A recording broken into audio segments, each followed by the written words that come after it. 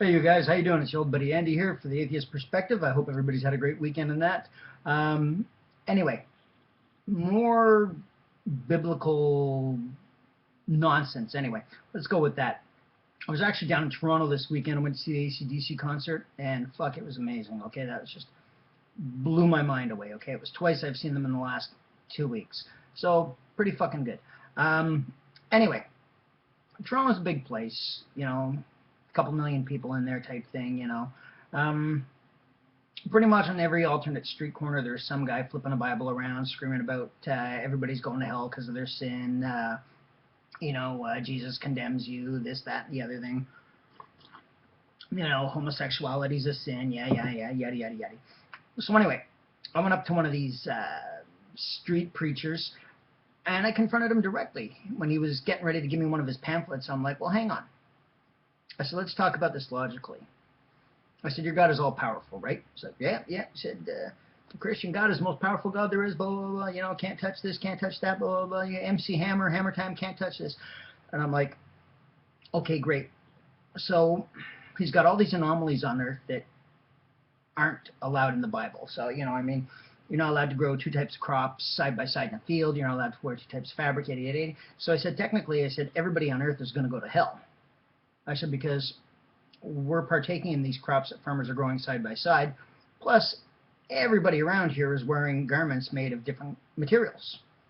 No, not everybody's doing that. And I said, well, okay, unless you're a nudist, yeah, you're not doing it.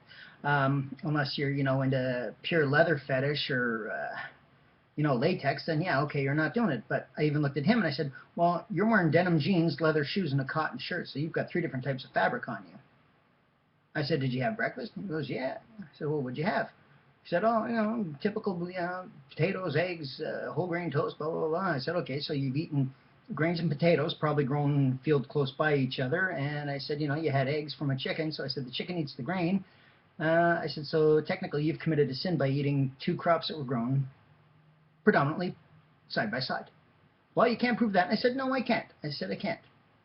But in all honesty, I said, it's a good likelihood, especially if they're local foods.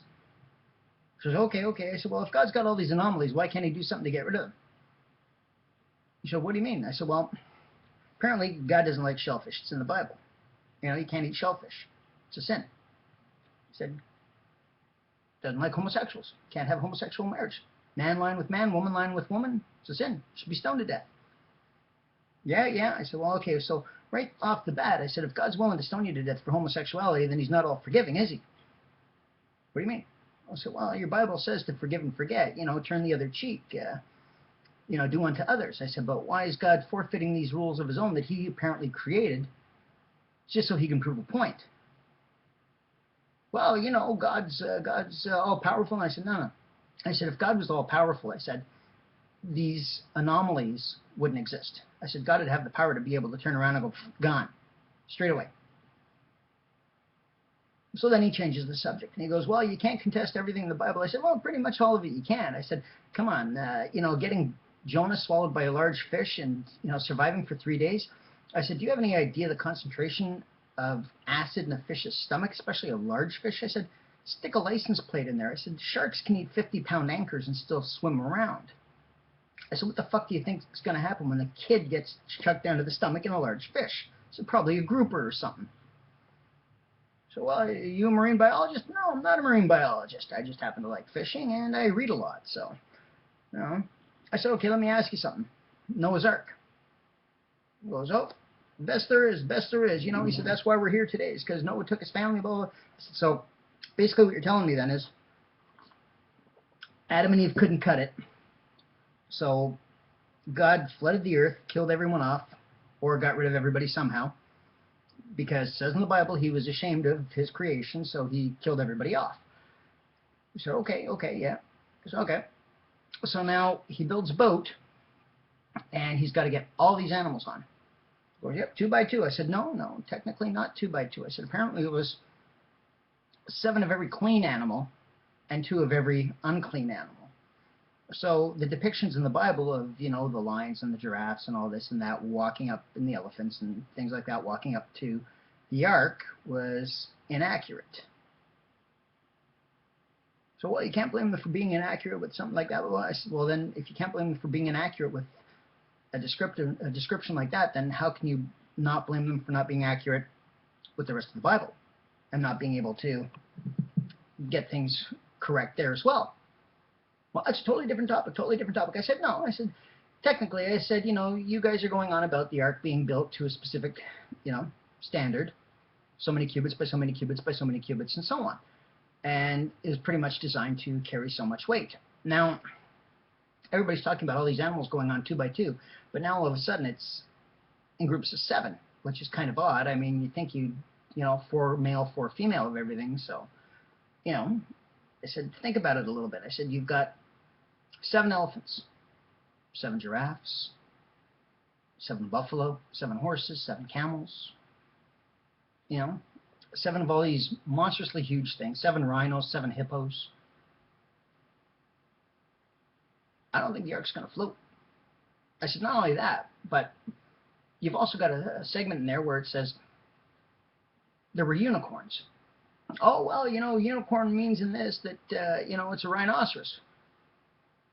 Well, now you're assuming something because it doesn't actually say rhino in there. And if you actually take a look at the rhino, they've got 1 long horn coming out here and a small horn here, so that would be 2 horns, not 1 singular horn. Yes, there are species of rhino that have 1 horn, but that's a different species. It doesn't say anywhere in there about them being rhinos. You know, in that case, why wouldn't they just call, oh, I don't know, hippos sea cows or manatees, you know, things like that? I mean, where did they all go when this big flood happened? Oh, well, you know, they're water creatures. They're water creatures. They stayed in the water. No, they couldn't have. Because once you combine salt water and fresh water like that, a freshwater fish or anything that lives in freshwater wouldn't be able to handle the salination from the salt water. It would kill them.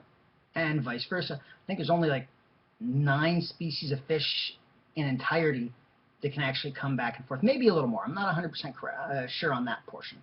But there are only a few that can actually go from one deviation of water to another deviation of water without perishing. So, not only that, but then you consider the height of everything as well. I said, you know, you're talking about, what was it, so many feet above the highest mountaintop, which would have been, you know, the Matterhorn or something like that at the time, which would have put the elevation at, I don't know, 12,000, 15,000 feet, around there. They would have froze to death. Not only that, but no plant life would have been able to live on the floor of anything else under that, because it would have been so fucking dark. Every plant life would have been destroyed. Plant life would have been destroyed predominantly because of the salt water anyway in most areas, because I'm not sure. Yes, there are plants that do thrive in salt water, but oak trees, maple trees, sumac, pine, spruce, crabapple, oh God, what else can you go with? Poplar, all those kind of things, they would have completely died out and there would have been nothing you could have done about it at the time. So this bird coming back with an olive branch, how would an olive tree have been able to survive? I mean, it would have been high up, beyond the climatization that it's used to. It also would have been submerged in salt water. So there wouldn't have been any olive tree for this bird to get a branch from. Not only that, but I mean, if you take a good rain, you take a look at how much a heavy rain. Let's take a look at Katrina. And, you know, I mean, these people went through hell. Look at how long it took the water to recede there and the damage it caused. So you imagine 40 days and 40 nights of non-stop solid heavy rain, combining with polar ice caps that would have melted, combining with swelling rivers, swelling oceans, swelling seas, everything like that. The Dead Sea alone, can you imagine the amount of salt that would have come out of that thing and taken out the entire Earth? So he kind of looks at it and he goes, well, you know, and I'm like, well, no, explain it to me, because even with young Earth creationists now, who are saying that dinosaurs were around at the time of man, now you've got 7 Triceratops, 7 Tyrannosaurus Rex, 7 Brontosaurus, 7 Stegosaurus, you know, all this, that, and the other thing. 7 Velociraptors. What the fuck did you feed everything? And don't give me that bullshit about, well, they didn't eat meat then. Yeah, they did. There's been no evidence suggesting that T-Rex was ever a vegetarian teetotaler, okay? That just doesn't exist anywhere. Other dinosaurs, yes, there's proof that they were vegetarians. Always have been, always will be. Velociraptors, don't think they were ever vegetarian either. I've never seen one of those in a movie with a carrot. Could be wrong. Maybe they would go somewhere, Denny's or something like that, order a nice thing of vegetable soup, flip through a couple of scriptures on their own here and go, the fuck is God talking about in this horse shit, That's when I hit him with, you don't hear anything from Jesus for so many years, and all of a sudden he pops up again. So what makes you believe that he actually did any of these miracles, especially when you get the fact that the Shroud of Turin was proven as a fake, and the last known piece of evidence of Noah's Ark was proven as a fake. Some of the other implements that were found, pieces of gold and things like that, were proven to be fake, especially by one of the individual sons that happened to go on these tours with him and take people along to help him find these things. When your own son comes out and says, oh yeah, by the way, folks, my dad's a fraud, yeah, that's never a good thing. But, that's just one of those things. I turned to him and I said, you know what? I said, evidently you really don't read the Bible all that much, because if you don't see where it says, 2 of every unclean, 7 of every clean animal, then you haven't spent a lot of time reading it. You just cherry-picked verses and things like that, and you've gone with what you think is right or wrong. I said, how about you just cut everybody a break, get the fuck off your soapbox, because I think that homeless guy over there needs wood to build a fire, and call it a day, and everybody can go home happy.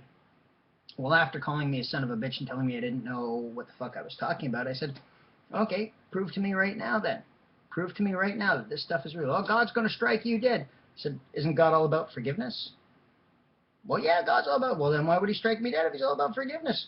He's going to look down on it and go, yeah, man, you know what? I really should show myself to all these non-believers so that I can give them a better chance of believing. Fuck it, they're coming up. Nobody is going to go to hell if the Bible is 100% correct, because if you ask for forgiveness on your deathbed, even if you don't, by the time you get to the gates, if you say, forgive me, I didn't know what I was doing at the time, I was lost, blah, blah, blah, apparently they're supposed to let you in anyway. So there shouldn't be any souls in hell. Well, okay, a couple, yeah, there were a few bad guys down there that should be down there. So, but other than a handful of bad guys that are down there, unless even they asked for forgiveness when they got up there, who are we to say that they didn't? Who are we to say that there's anybody in hell at all, if hell even existed? And I don't think it does, because I think what we're living in right now is a modern day hell. This is ours. 21st century. War, famine, plague, cancer, all that stuff, and we still haven't been able to cure it. We're already in hell. So fuck this shit. But anyway, until next time, thanks for your support, for those of you that are here. And please, continue sending me suggestions, and I hope everybody does well. Stay good to each other. Cheers.